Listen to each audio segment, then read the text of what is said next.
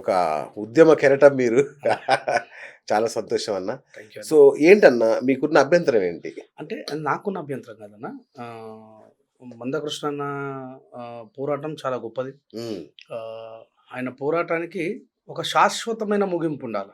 Okay. ఇది తాత్కాలికమైనటువంటి ముగింపే. Like 2004లో Chandrababu Naidu గారు గవర్నమెంట్‌లో అవును. ఎట్లాగైతే వర్గీకరణ అంటే వర్గీకరణ చేసే హక్కు ఒకవేళ ఉంటే అది సెంట్రల్‌కి ఉంటది గానీ స్టేట్‌కి ఉండదన్న.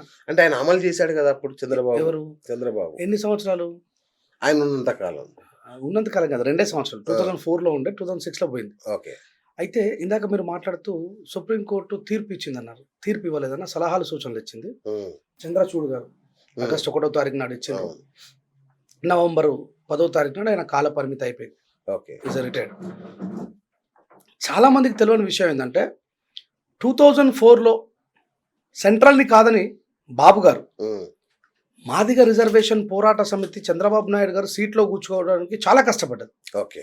సో వాళ్ళకు ప్రతిఫలంగా మా కోసం కష్టపడి ఈ సీట్ని నాకు ఇవ్వడంలో మందకృష్ణ చాలా కష్టపడ్డాడని చెప్పేసి ఆయన కృతజ్ఞత భావంతో స్టేట్లో ఏబిసిడి వర్గీకరణ చేసి, అవును. సో తర్వాత పైన మళ్ళీ సుప్రీంకోర్టులో ఇది శాస్త్రీయబద్ధమైనటువంటి వర్గీకరణ కాదు, ఇది సెంట్రల్కి మాత్రమే హక్కు ఉంది, దీనికి ఒక ప్రాసెస్ ఉంది. లైక్ తెలంగాణ బిల్లుని మనం ఎట్లయితే సాధించుకున్నామో అట్లా దాన్ని బిల్లు పెట్టాలి. ఎట్లా పెట్టాలి?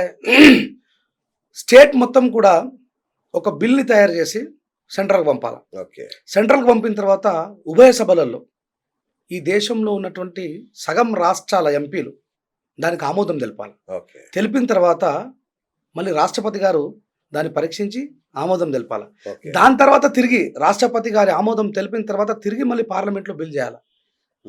తెలంగాణ ఎట్లాగైతే ప్రాసెస్లో వచ్చిందో సేమ్ అట్లాగా జరగాలి. దీనికి శాశ్వతమైన ముగింపు ఉంటుంది. ఓకే. కానీ ఇక్కడ ఉభయ సభలోకి పోగానే మాజీ ముఖ్యమంత్రి కేసీఆర్ గారు స్టేట్లో వర్గీకరణ కావాలని చెప్పేసి పెద్ద మొత్తంలో ఉద్యమం జరుగుతుంది. మందకృష్ణ గారిని గౌరవించి పంపిర్రు. అంతకంటే ముందు ఉన్నటువంటి దివంగత ముఖ్యమంత్రి వైఎస్ రాజశేఖర రెడ్డి గారు కూడా పంపిర్రు. దానికంటే ముందు చంద్రబాబు నాయుడు గారు చేసిండ్రు. రాజశేఖర రెడ్డి గారు పంపినా కాలే, కేసీఆర్ గారు పంపినా కాలే. ఎందుకు కాలేదు అంటే ఇక్కడ కృష్ణన్న మాట్లాడుతూ ఈ మాలోళ్ళు మాదిగల రిజర్వేషన్ని ఆపుతున్నారు. వివేక్ వెంకటస్వామి, కాకా వెంకటస్వామి, ఈరోజు వంశీ ఉన్నాడు, వీళ్ళు ఆపుతున్నారు అని చెప్పేసి ప్రచారం చేస్తుండే. ఇది కృష్ణన్న చేస్తున్న తప్పుడు ప్రచారం. ఓకే.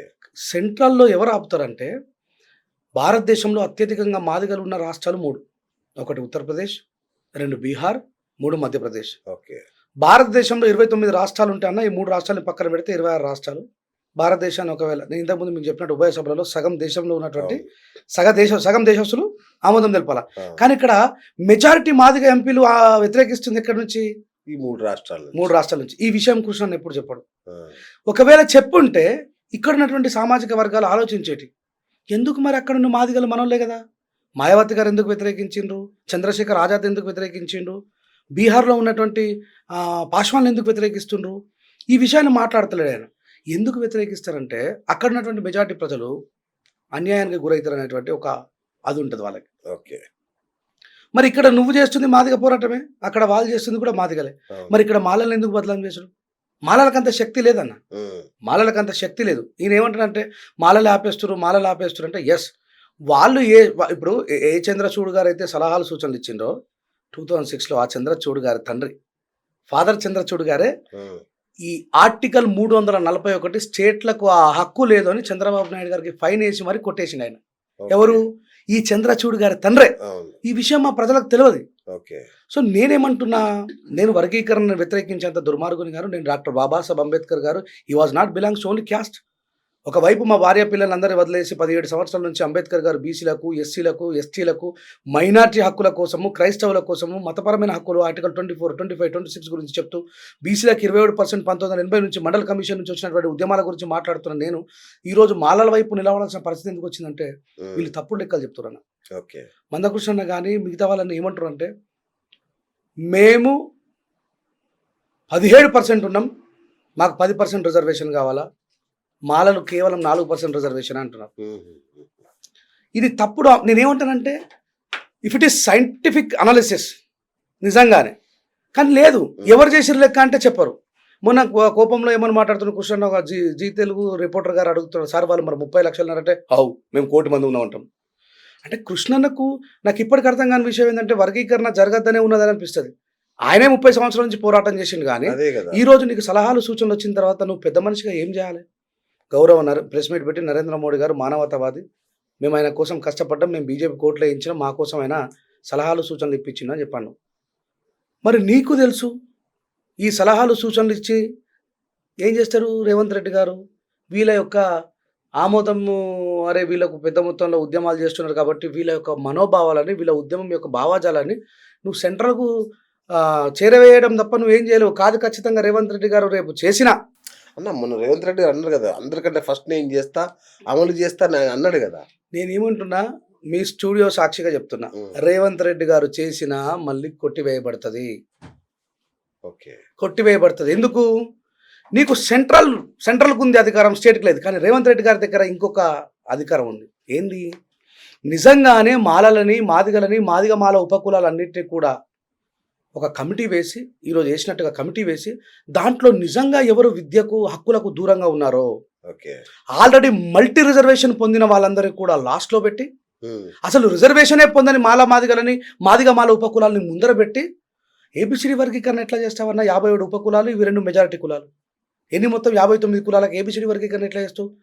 A to Z చేయాలి నువ్వు.